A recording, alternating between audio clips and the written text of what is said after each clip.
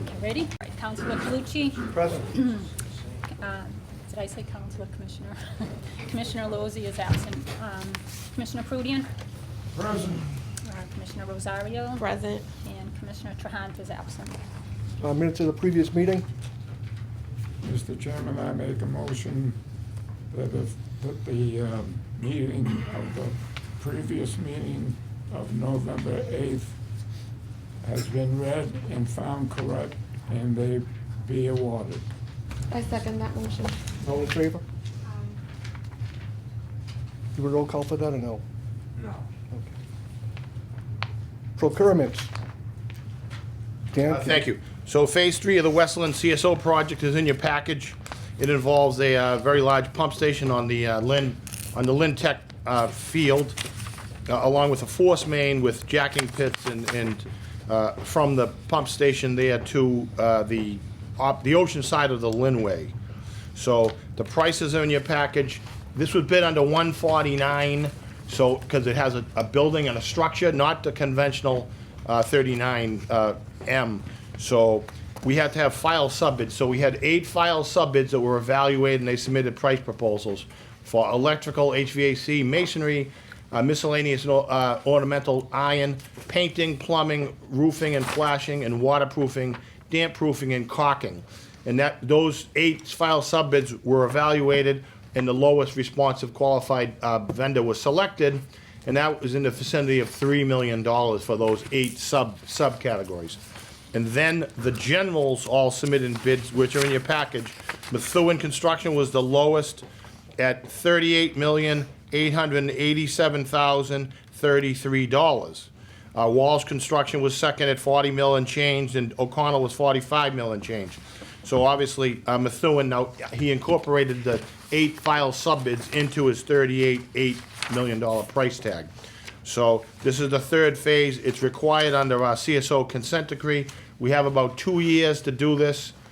And so we're looking for approval to authorize a contract with Methuen Construction in the amount of $38,887,033.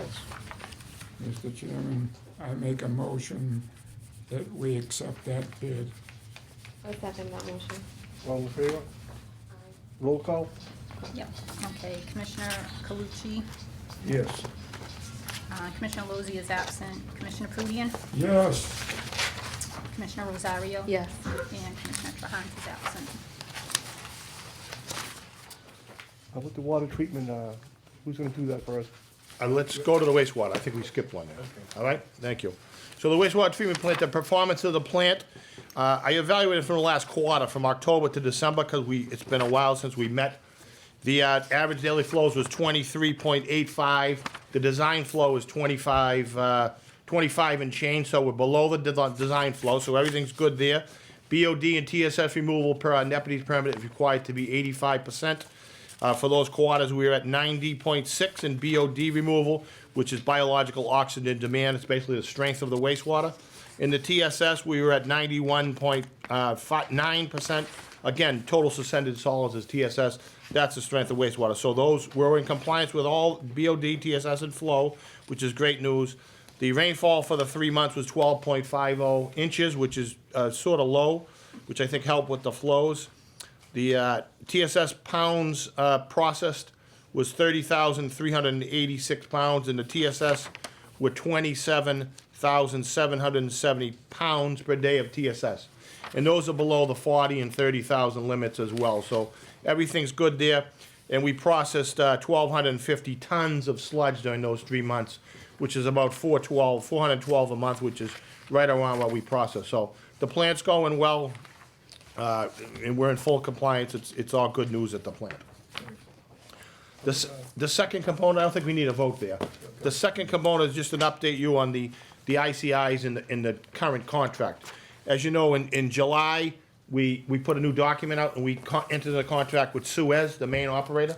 They have AECOM as the engineer and Nickerson as the contractor.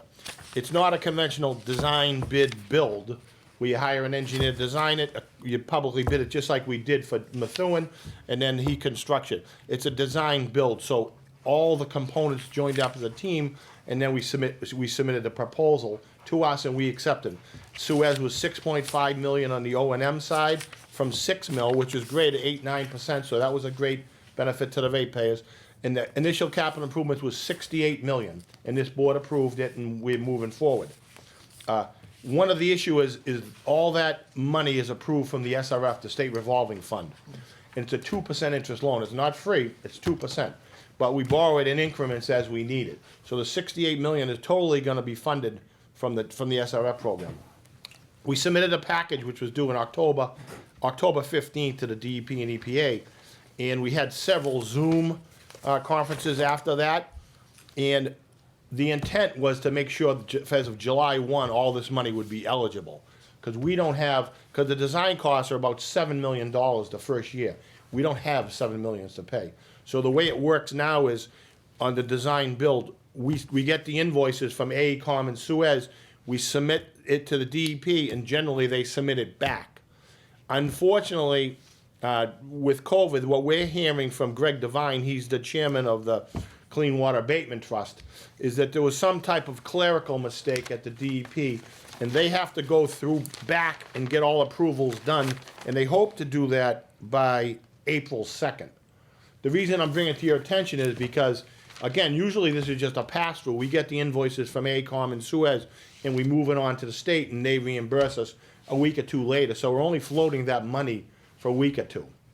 Now, we haven't received any reimbursements from July.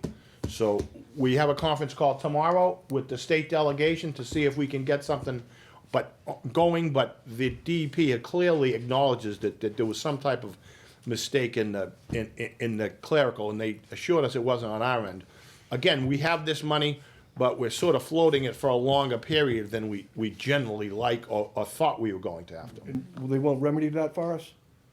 Well, we're gonna see if we can expedite it. Maybe they can meet early March. I think they meet like the 2nd of every month. So if they met in March, maybe we could get approval. But they indicated it would probably be April 2nd.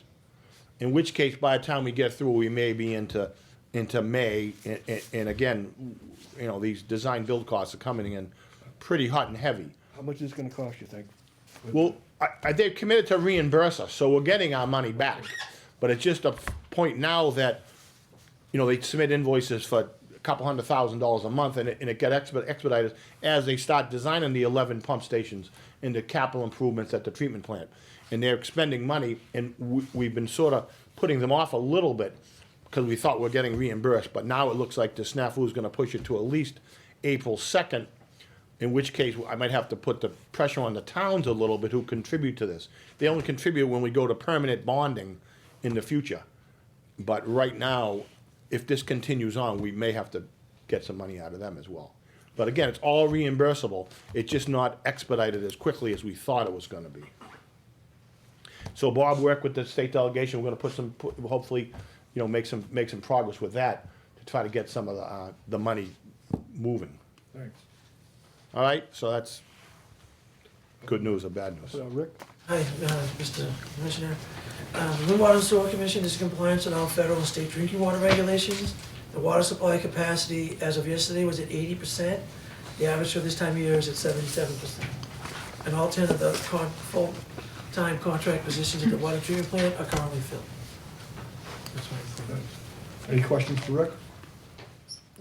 The current contract expires in July, again, for the water treatment plant. That's about 1.2 million.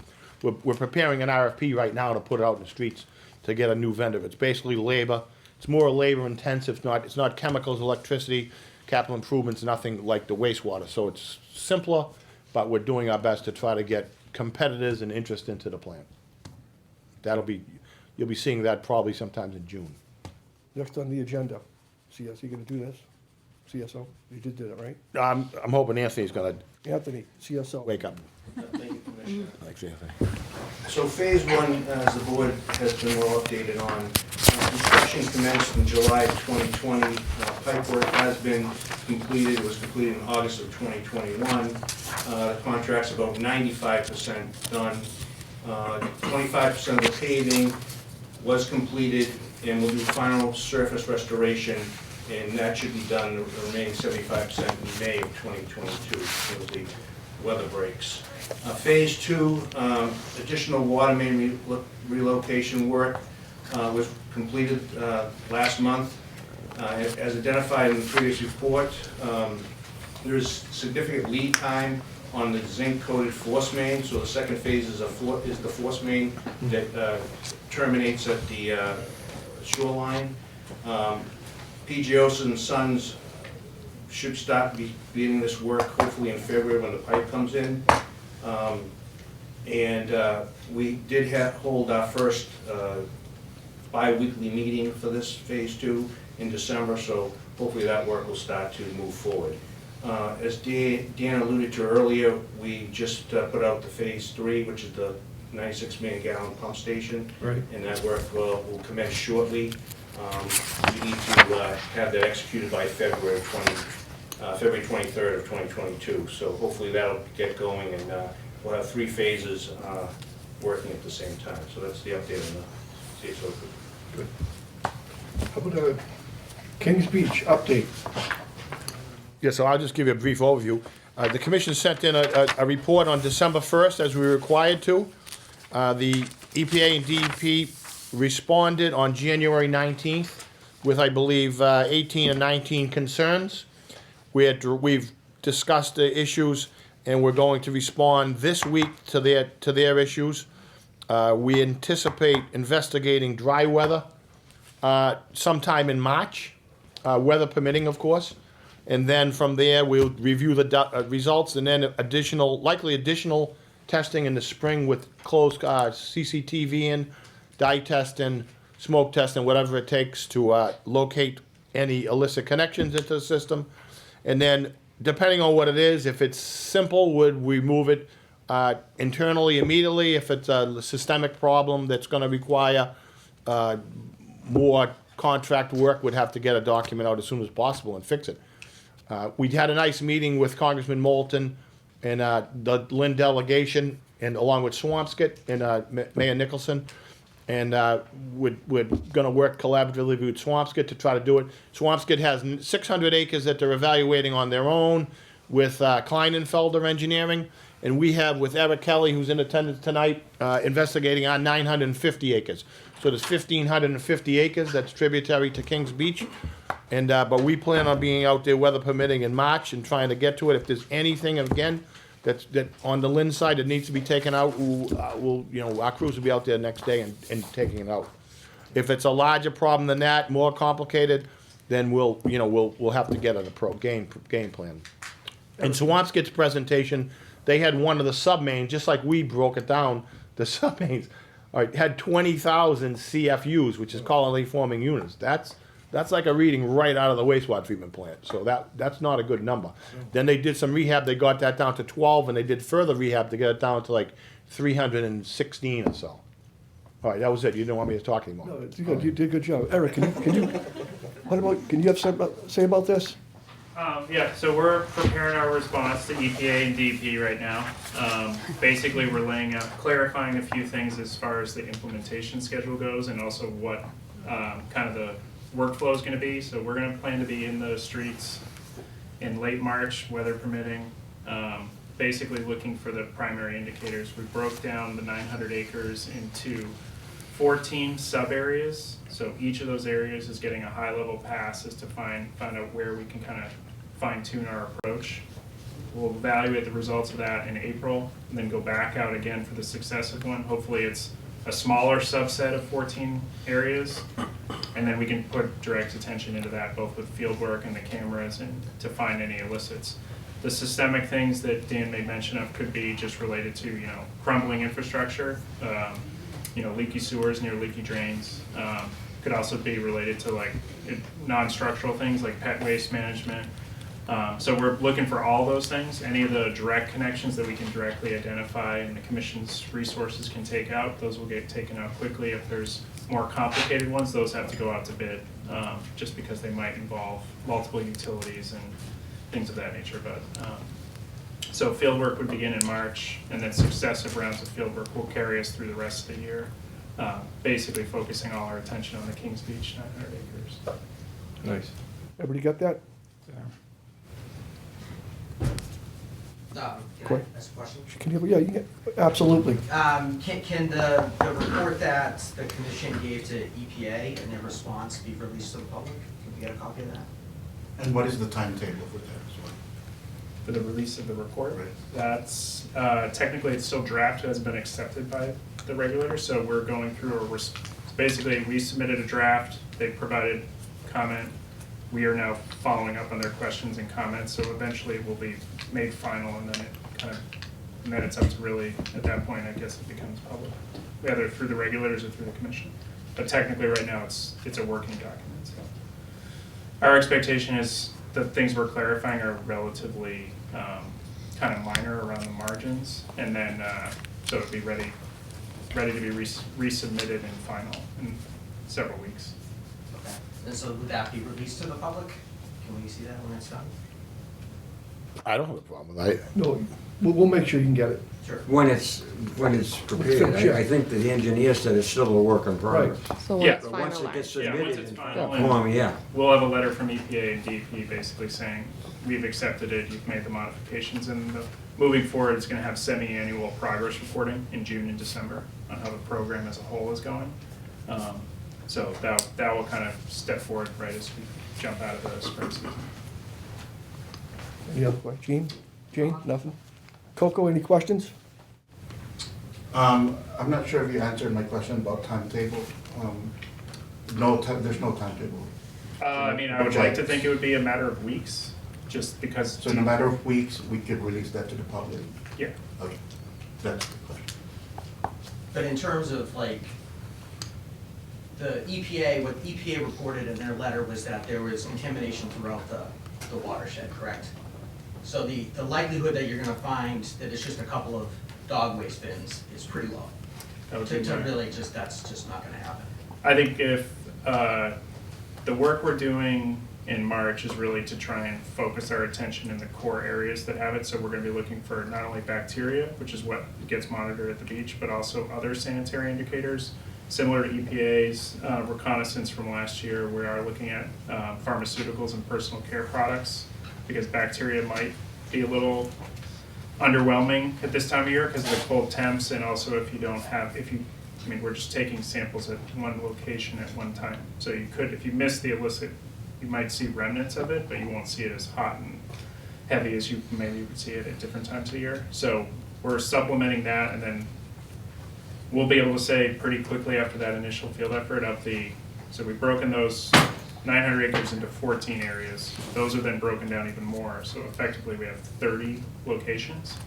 Hopefully we're not hunting in all 30 after March. We can focus our attention on a subset of that, but we won't know until the data comes in, how systemic it is. Based on what EPA found, would you consider it to be probably systemic? I think given the age of the infrastructure and the density of development, I think it's not unlikely that it's gonna be systemic. I think there are probably gonna be instances of direct connections of a pipe tied into the drain that shouldn't be there. But urban drainage is pretty complicated. All the major metropolitan areas in the Northeast deal with this. So I think how systemic it is, we'll kind of find as we go. But I think it's unlikely it's just a single or a handful of sources that are creating the problem. Because in the late 90s, 2000s, we put in 20 miles of new piping system as part of our CSO program down in the area. So we hopefully have 20 miles of new pipe that shouldn't necessarily be problematic. Yeah, Swampscott's issue is related to, again, leaky infrastructure going from one system to the other. I mean, it's common even in places that aren't as densely developed or as same age. So, I mean, that is something that we'll have indicators. The cameras are where they can really prove out, like how, if there's any structural, physical defects in the drainage system that can make it vulnerable, or if you really are finding buildings that are tied in and they never got swapped to the sewer like they were supposed to, or vice versa. There's also, sometimes one pipe looks like the other when you're in the middle of a trench, so it isn't always with malicious intent. It's just a lot of the drains in Lynn used to be sewers, so Right. it could be Right. historic things. Yeah, so why systemic is on the radar now is, we've gone through this process in the past We were working alongside DEP, and actually Joe Durden was working with Andy Hall, doing a similar exercise where we found around 6 or 7 of those connections back years ago. So, he and Joe was heavily involved at that time. So, after that go-around, we figured that would have been the solution. We would have found those connections. But as we know, it's a larger problem there, so that's why that's a strong possibility that's the issue. But the only reason we're doing this testing is because EPA is forcing it to. I mean, we've had bad beach water for years. It's been Well, clearly issues. we've been doing this. We've been doing this testing every year. You do one test though, right?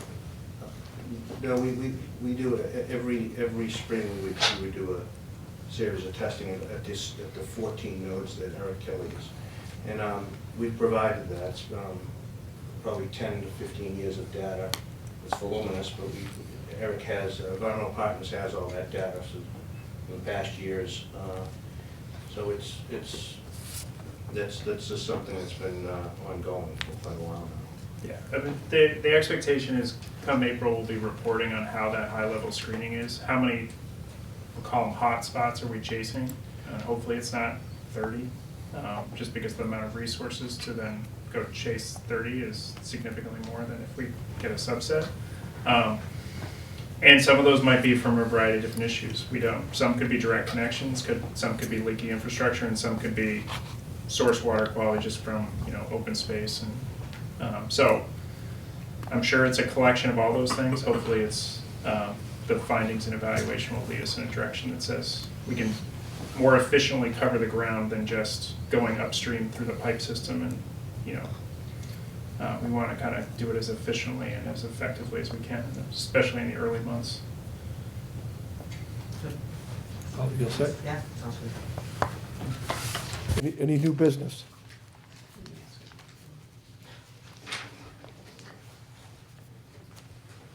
You guys all set over there? All set? Coker, you all set? Motion to adjourn? Yeah, make a motion to adjourn. I second.